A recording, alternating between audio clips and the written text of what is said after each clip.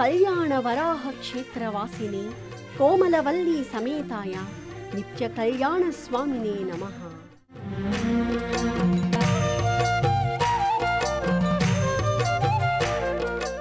తిరువిడైవెందై మార్కండేయ మహర్షి దర్శించిన ఈ వరాహ స్వరూపుణ్ణి నిత్య కళ్యాణ పెరుమాళ్ళంటారు. కళ్యాణ విమానంలో ఉండే ఈ అమ్మవారిని కోమలవల్లి, అఖిలవల్లి అని కీర్తిస్తారు. సముద్ర తీరాన ఉన్న వరాహస్వామి సన్నిధి ఇది. అమ్మవారిక్కడ శేషునిపై పెట్టిన ఎడమ తొడపై కూర్చుని ఉంటారు. ఎక్కడైనా ఒడిలో కూర్చునేటప్పుడు ఎడమవైపు కూర్చుంటే ధర్మపత్ని, కుడివైపు కూర్చుంటే కుమార్తె అని గుర్తు. పులస్త్య బ్రహ్మ వశిష్ఠాది మునులకు ఈ క్షేత్ర విశేషాలను చెప్పాడట.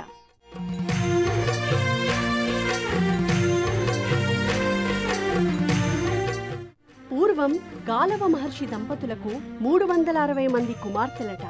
వారితో మహర్షి తిరువిడవెందై చేరాడు. భార్య స్వర్గం చేరింది. అమ్మాయిలకు వివాహం చేయాలని భగవంతుని ప్రార్థిస్తూ ఉంటే ఓ బ్రహ్మచారి వచ్చాడట అక్కడికి.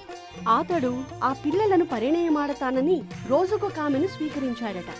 చివరి పిల్లను వివాహం చేయగానే 360 మంది ఒకే పిల్లగా ఆ యువకునితో కలిసి నిత్య కళ్యాణుడితో చేరిపోయారట. అందుకే ఈ ఊరిని శ్రీదేవిపురం, వరాహపురి అని కీర్తించారు.